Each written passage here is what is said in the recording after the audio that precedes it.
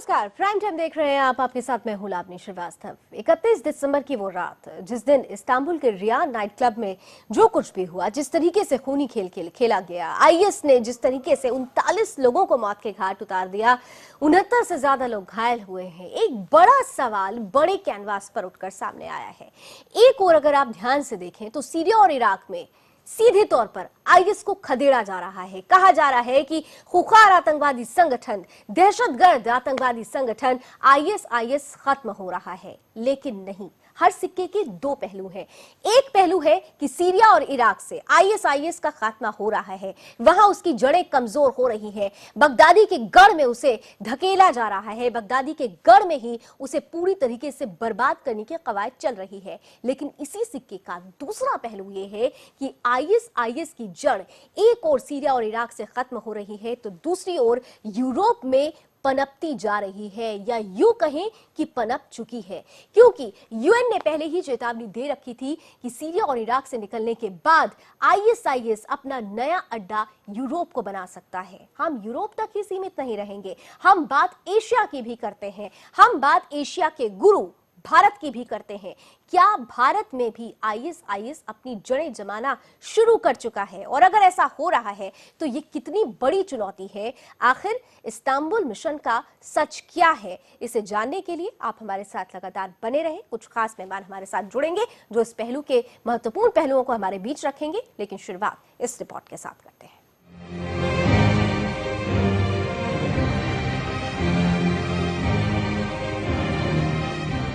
कभी अमेरिका और रूस की सेनाओं को धूल चटाने वाला खूंखार आतंकी संगठन अब अपना वजूद बचाने में जी जान से लगा है। यही वजह है कि वो अब सीरिया और इराक में कमजोर होती जा रही अपनी पकड़ को मजबूत करने के लिए तुर्की जैसे देश में मासूमों के कत्ल पर आमादा है। अब वो खाड़ी देश को छोड़ यूरोपियन देशों में कत्लो गारत मचा रहा है। मीडिया के मुताबिक आईएस ने एक बयान में कहा है कि हमारे एक सिपाही ने छुट्टी मनाने जुटे लोगों पर हमला किया। जिस समय यह आतंकी हमला हुआ, इस समय नाइट क्लब में 700 से भी ज्यादा लोग मौजूद थे। हमले में तुर्की के 11 नागरिकों के अलावा Israel, France, Tunisia, Lebanon, Bharat, Belgium, Jordan और सऊदी अरब के नागरिक भी मरने वालों में शामिल हैं। हमले में मारे गए लोगों की याद में भले ही नाइट क्लब के बाहर लोगों ने मोमबत्तियां जलाई और फूल चढ़ाए, साथ ही नाइट क्लब के फेसबुक पेज की तस्वीर को काला कर दिया गया, मगर जो मासूम मारे गए वो अब लौट के नहीं आने वाले। इराक में अपनी जड़ें कमजोर होने के बाद तुर्की के साथ साथ अपने यूरोपियन देशों की ओर अपना रुख कर रहा है। आईएस का मिशन इस्तांबुल यूरोपीय देशों के लिए बहुत बड़ी खतरे की घंटी है। हालांकि पहले से ही फ्रांस, बेल्जियम और पेरिस आतंकी वारदातें झेल चुके। तो तुर्की या टर्की जिस तरीके से आईएस के कब्जे में है, ये समझना बहुत जरूरी है कि तुर्की को अगर गढ़ बना रहा है आईएस, तो किस तरीके से यूरोप और एशिया दोनों ही धीरे धीरे आईएस की जद में आ रहे हैं। एक छोटा सा मानचित्र आपके सामने हम रख रहे हैं। आप खुद देख सकते हैं कि टर्की से लगे हुए जो इसके पड़ोसी मुल्क हैं, ग्रीस, इटली, फ्रांस, सीरिया और इराक से तो ये लगा हुआ था, इसलिए यहां पर भागकर आईएस के आतंकवादियों को पहुंचना बहुत आसान था, इसलिए उन्होंने तुर्की को चुना। लेकिन तुर्की से लगे हुए ग्रीस, इटली और फ्रांस पर भी लगातार आतंकवाद का खतरा मंडरा रहा है। फ्रांस में आतंकवादी घटना जिस तरीके से हुई थी वो ये हर कोई जानता है। इटली को भी आतंकवादी अपने जद में ले चुके हैं, और इतना ही नहीं, जर्मनी और स्पेन भी किस तरीके से इससे लगा हुआ है। जर्मनी में आतंकवादी घटनाओं को अंजाम दिया गया है, यह भी आपने बीते दिनों देखा। यानी कुल मिलाकर यूरेशिया के इस देश को, यूरेशिया इसलिए हम कह रहे हैं क्योंकि टर्की यूरोप और एशिया के बीच का पुल कहा जाता है। ऐसे में आईएस सीरिया और इराक से निकलकर क्या इस यूरेशिया की ओर बढ़ रहा है, इसी को आज हम समझने की कोशिश करते हैं। और हमारे साथ दो खास मेहमान इस वक्त जुड़ रहे हैं। फोन लाइन पर मेरे साथ जुड़ रहे हैं जाने माने विदेशी मामलों के जानकार एसके दत्ता साहब। बहुत बहुत स्वागत है सर आपका। साथ ही साथ मेरे साथ जाने माने रक्षा विशेषज्ञ रिटायर्ड ब्रिगेडियर अनिल गुप्ता जी जुड़ रहे हैं। अनिल जी, आपका भी बहुत बहुत स्वागत है। सबसे पहले मैं आप दोनों से ही इस पूरे मसले पर फर्स्ट कॉमेंट चाहूंगी। अनिल साहब, आपसे समझती हूँ, क्योंकि पूरा जो मामला है हम देख रहे हैं, इस्तांबुल में जिस तरीके से आतंकवादी घटना को अंजाम दिया गया, भून दिया गया 39 लोगों को, 69 लोग वहां पर जख्मी हुए हैं, ये पहला मामला नहीं था। इसके पहले भी टर्की आतंकवाद को झेल चुका है। आसपास के जितने मुल्क हैं वो धीरे धीरे आतंकवाद को झेल रहे हैं। आईएसआईएस सीरिया इराक से खदेड़ा जा रहा है और इस्तांबुल को उसने अब अपना नया गढ़ बना लिया है। आखिर ये उद्देश्य क्या है? आईएसआईएस टर्की के माध्यम से क्या एक बार फिर से बताने की कोशिश कर रहा है कि हम खत्म नहीं हुए हैं, अभी भी हम बड़ी चुनौती है? देखिए, जब ये आईसिस बना था तो ये एक इस मकसद के लिए बना था कि एक इस्लामिक खिलाफत, जिसे कैलिफेट कहते हैं, वो दोबारा खड़ा किया जा सके। और इसीलिए ये ज्यादातर टारगेट्स इनके थे, जो ज्योग्राफिकल टारगेट्स थे, सिटीज, टाउन्स, एस्टेब्लिशमेंट्स, और ये एक किस्म का खिलाफत बनाने की कोशिश कर रहे थे। लेकिन उनका यह सपना अधूरा ही रह गया, पूरा नहीं हो सका, क्योंकि फौजों ने, इराकी, अमेरिकी और रशियन फौजों ने मिलके इनको सीरिया और इराक से खदेड़ना शुरू कर दिया। लेकिन जो इनकी जो दूसरी बात है वो है इस्लामिक जिहाद को फैलाना। उसके लिए ये अभी भी तत्पर हैं, उसके लिए ये अभी भी ट्रेंड हैं, अभी भी मोटिवेटेड हैं। उस काम को पूरा करने के लिए अब ये फैल रहे हैं यूरोप के अंदर और मिडिल ईस्ट। यूरोप में फैलेंगे क्रिश्चियंस को देखने के लिए, क्योंकि ये कहते हैं कि जो भी हमारे मजहब के खिलाफ है वो हमारा दुश्मन है, तो क्रिश्चियंस इनके दुश्मन हैं। उसी तरह से मिडिल ईस्ट की तरफ ये फैल रहे हैं। उनका मेन टारगेट जो है वो रहेगा इंडिया, क्योंकि वहां पर ये हिंदुओं के खिलाफ होना चाहते हैं। तो ये इस्लामिक स्टेट तो टूट रही है, लेकिन Islamic State as a terrorist organization जो है वो फैल रही है। बहुत इंपॉर्टेंट बात आपने कही है। दत्ता साहब, मैं आपके पास आती हूँ।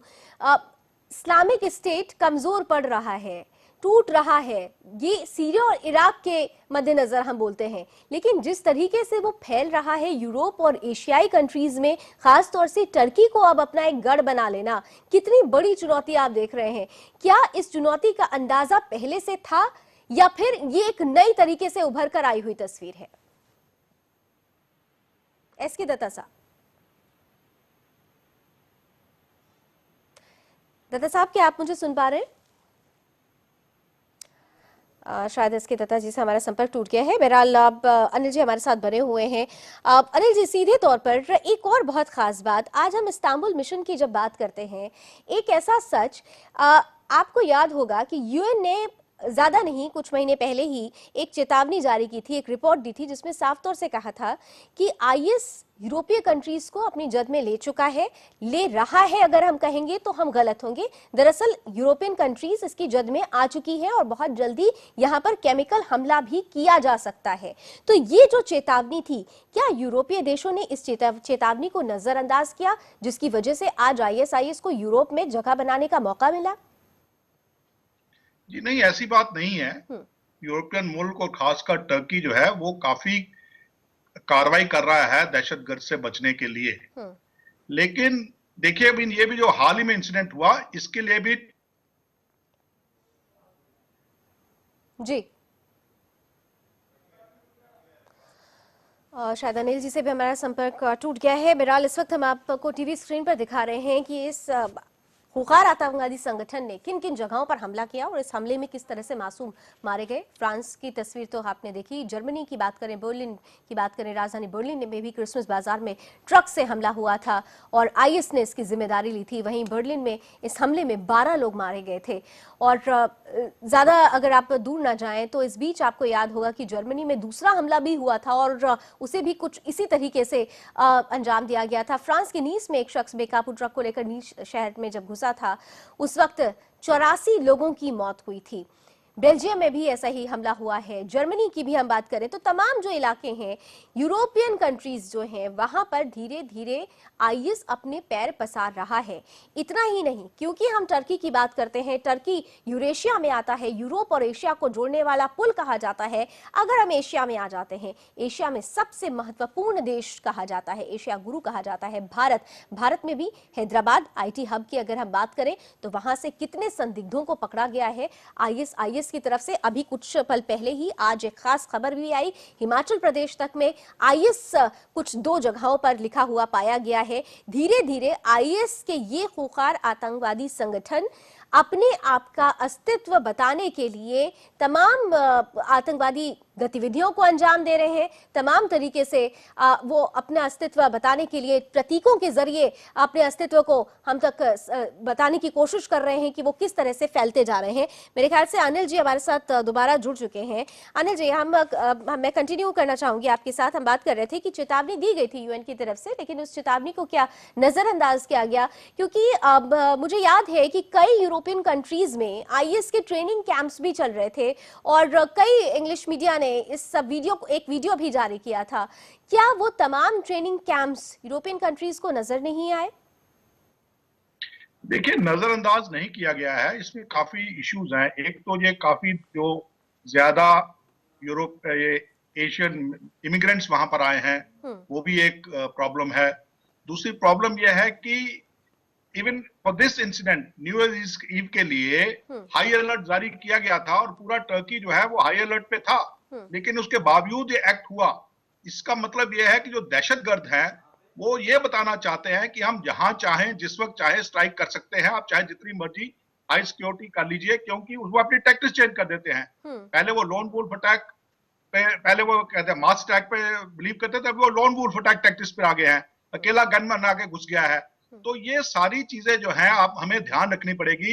हमें जो अपना रिस्पांस बनाना है आईएसआईएस की थ्रेट का, उसमें ये सारे फैक्टर्स हमें जो है वो लेने पड़ेंगे और हमें ध्यान रखना पड़ेगा कि जो इनिशिएटिव है वो दहशतगर्दों के पास ही है। जब तक कि हमारा जो इंटेलिजेंस नेटवर्क है, एक कोऑर्डिनेटेड इंटेलिजेंस नेटवर्क, पूरा इंटरनेशनल कोऑर्डिनेशन नेटवर्क होगा जहां इंफॉर्मेशन शेयरिंग होगी और जहां पर हम फर्स्ट हैंड जो पहले इनसे पहले रिएक्ट कर सकेंगे, ये सारी चीजें अभी आने बहुत मैं कह रहा हूं कि बहुत काम करना पड़ेगा इंटरनेशनल कम्युनिटी को। एक बहुत इंपॉर्टेंट बात आपने अभी कुछ पल पहले कही थी, और अगर हम पूरी घटना चक्र को देखें कि आतंकवाद की जब हम बात करते हैं तो इस्लामिक आतंकवाद सबसे पहले देखा जाता है। आईएसआईएस भी एक इस्लामिक आतंकवादी संगठन है।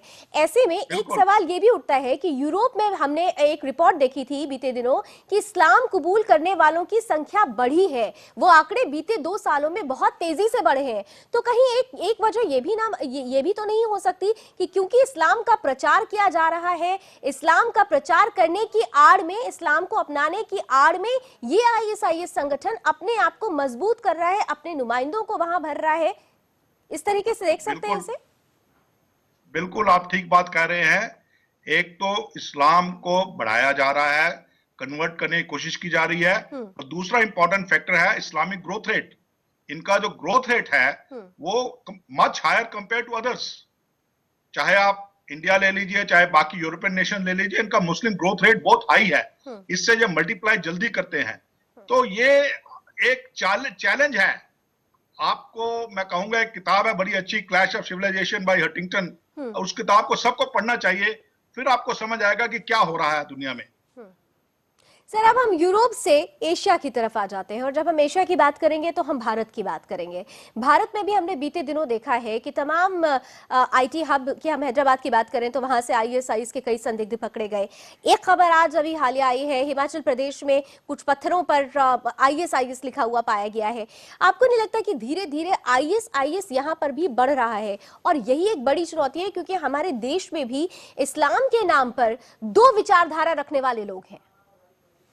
देखिए, मैं तो बहुत देर से कहता रहा हूं, मैं लिखता भी रहा हूं इस बारे में कि भारत जो है वो आईसिस के टारगेट पर है, लेकिन लोग इसको मानते नहीं थे। इवन होम मिनिस्ट्री इसको नहीं मानने को तैयार थी। पर हाल ही में जितनी एनआईए ने आईसिस कैडर्स की और आईसिस सिंपैथाइजर्स की अरेस्ट की हैं, उससे जो मैं कह रहा था वो ठीक साबित हो रहा है। आपने भी बताया कि डलहौजी में भी, ये हिमाचल में भी स्लोगन देखे गए हैं। हर 2 दिन बाद कोई ना कोई आईसिस का नेटवर्क जो है वो उसको तोड़ा जाता है, चाहे वो स्लीपर नेटवर्क ही थे, लेकिन आईसिस ने काफी कोशिश की है हिंदुस्तान में अपना नेटवर्क तेज करने के लिए। हमें ये बात माननी पड़ेगी, और हमें ये भी मानना पड़ेगा कि जो भारत है वो इस्लामी जिहाद की जो टेरर है उसकी एक टारगेट है। चाहे उसमें देखिए जितने भी जो गुट हैं, चाहे वो आईसिस है, चाहे अल-कायदा है, चाहे लश्कर तौबा है, चाहे जैसे मोहम्मद है, ये सब एक ही मिशन के लिए और एक ही मकसद के लिए काम कर रहे हैं। सर यहाँ पर यहाँ तक सबसे आपने सबसे इम्पोर्टेंट पहलू, आपने अभी स्लीपर सेल्स की बात की, तो हम अगर भारत की बात करते हैं तो आईएसआईएस को भी कहीं ना कहीं से सपोर्ट करने वाले यही स्लीपर सेल्स हैं। स्लीपर सेल्स को सबसे पहले पकड़ना, सबसे पहले उनको डिस्ट्रॉय करना, ये एक बड़ी चुनौती है। ये चुनौती आज नई नहीं है। हम बीते कई सालों से स्लीपर सेल को लेकर तमाम जगहों पर डिबेट्स होते हैं, तमाम जगहों पर कई तरीके की रणनीति बनती है, तमाम राजनीतिक पार्टियां, सरकार ये रणनीति बनाती है, लेकिन आज तक इन स्लीपर सेल्स को पूरी तरीके से खत्म नहीं किया जा सका है। वजह क्या रही? वजह यही है कि हमारा इंटेलिजेंस नेटवर्क जो है वो इतना स्ट्रांग नहीं है। लेकिन जब से एनआईए बनी है वो कार्रवाई कर रही है और वो इन्वेस्टिगेशन भी कर रही है, थोड़ा इंटेलिजेंस इनपुट जो मिलते हैं उसको कार्रवाई करते हैं। और आप देख रहे हैं कि धीरे धीरे रफ्ता रफ्ता जो है ये आईसिस के जितने भी स्लीपर सेल्स हैं, चाहे वो किसी भी रियासत में हो, वो उभर के आ रहे हैं और उनको एनआईए जो है उनको खत्म करने की कोशिश कर रही है। पर ये काफी डीप रूटेड है, जैसा आपने कहा इतना आसान नहीं है, इतनी जल्दी खत्म नहीं होगा। इसमें हमारे पूरे देश को कोऑपरेट करना पड़ेगा, स्टेट्स को कोऑपरेट। अभी काफी स्टेट जो है एनआईए के साथ कोऑपरेट नहीं कर रही हैं, ये आपको मानना होगा। जब तक एनआईए के साथ सारी स्टेट्स कोऑपरेट नहीं करेंगी, और हमें यहां तक कि टेररिज्म और दहशतगर्दी का सवाल है, हमें स्टेट बाउंड्री को नहीं देखना होगा, हमें इसे एज ए नेशनल थ्रेट देखना होगा। और हमें ये नहीं देखना होगा कि सेंटर जो है वो स्टेट्स के ऊपर हावी होने की कोशिश कर रही है, इंटरफेयर होने की कोशिश कर रही है। हमें इस मेंटालिटी से बाहर निकलना होगा। ये बात है स्लीपर सेल्स की। जी। अब दूसरी बात मैं आपको बताना चाहूंगा जी। कि भारत को जो थ्रेट है वो आईएसआई से ज्यादा है, और आईएसआई और आईसिस मिलकर काम कर रहे हैं जहां तक भारत है। मैंने पहले भी कहा हुआ एक बारी कि आईएसआई ने भारत को घेर लिया है दहशतगर्दों के साथ। बांग्लादेश को हब बनाया जा रहा है अल-कायदा और आईसिस का, और हमारे वेस्टर्न बॉर्डर के ऊपर तैयार किया जा रहा है लश्कर तौबा, अल बदर, जैश ए मोहम्मद, इन दहशतगर्दी तंजीमों को। साथ ही साथ हमारे जो सलाउद्दीन की ऑर्गेनाइजेशन है, जी, जैश की बात कर रहे हैं आप? हाँ, जैश की बात कर रहे हैं। हिजबुल मुजाहिदीन, हिजबुल मुजाहिदीन और जैश मोहम्मद, दोनों की हम बात करें, ये तो तमाम संगठन है वो आपस में जुड़ चुके हैं। जी, आईएसआई जो है एक कोऑर्डिनेटर का काम कर रही है जहां तक कि साउथ एशिया का सवाल है। और से जब हम साउथ एशिया का जिक्र करते हैं तो मेन टारगेट है वो है इंडिया। यहाँ पर सर एक बहुत खास बात जो आपने सीधे तौर पर कही कि इनसे लड़ना एक चुनौती तो है, लेकिन बीते दिनों में हम लगातार अगर आईएस के अटैक की बात करें, एक वक्त होता था कि भाई खुद को आत्मघाती बम बन गए और उड़ा लिया और तमाम तरीके से लोगों के बीच में ब्लास्ट कर दिया। एक तरीका ये था, लेकिन अब तरीका बदला है। आप देखिए, ट्रक से कुचल दिया जाता है, एक आतंकवादी बंदूक लेके घुसता है और 10 लोगों को सीधे तौर पर मार देता है, 100 लोगों को मार देता है। तो ये जो एक तरीका है, वो तरीका भारत के लिए बड़ी चुनौती है। इस तरीके से कैसे निपटा जाएगा? इसी को कहते हैं लोन वुल्फ अटैक। ये लोन वुल्फ टेक्निक है जिसमें लो इन्वेस्टमेंट हाई रिटर्न्स, और यूरोप के अंदर आईसिस ने इसको बाखूबी इस्तेमाल किया है।